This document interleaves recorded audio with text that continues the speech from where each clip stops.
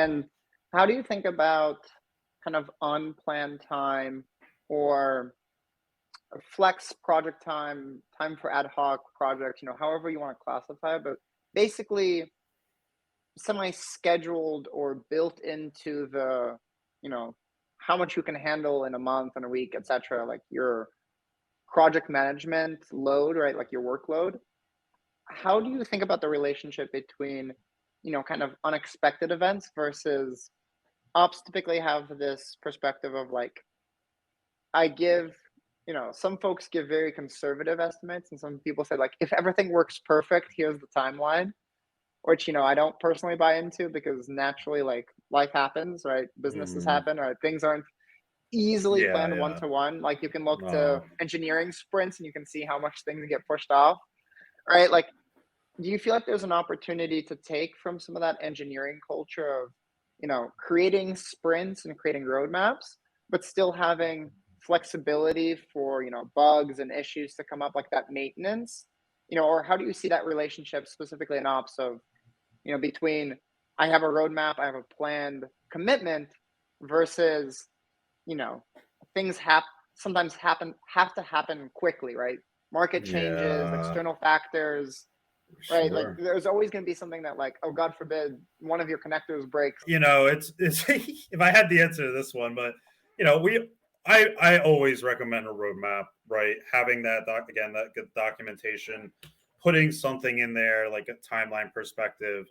Assuming like I don't tell folks ever like things are, assuming things go swimmingly. I don't really like to use that phrase myself, but I think it's one, you got to have a relationship with the client where they understand, like they know, like the life's not perfect, other things come up. From the agency perspective, you're not their only client, they should know that. So have that buffered in, and you have a good relationship, even better. But then like the second piece of it is like give yourself, I always give myself like an extra week, whatever's in my head, like I give myself an extra week or two because I feel like we always overpromise on. I would love to get out of this, but I always overpromise and underdeliver. I have a bad habit of saying, because I can see it on their face. They want it so bad, they need it so bad. They need it so quick, they need it yesterday. And I'm like, oh well, if I can't get it by end of the day today, I'll get it, to you by end of the day tomorrow. When realistically, they know, and I know, our SLAs are a minimum of 48-hour turnaround. But it's just one of those things where you want to be a good person. You can see it from a human perspective. But anyways, going back to the roadmap, put your roadmap together. Make sure it's shared with everybody, key stakeholders. Put in like clear writing. It's not a set it and forget it type thing. And then, like, when these things happen and when they serious delays do come up, if it's a day or two, I typically don't really, worry the Don't client, sweat right? it too Yeah, much. yeah, Yeah. right. I don't sweat it, and I don't really like give the client a heads up. And if they come out and ask, that's different. But if you're a day or two off, that's different than being a week or two, or even more off.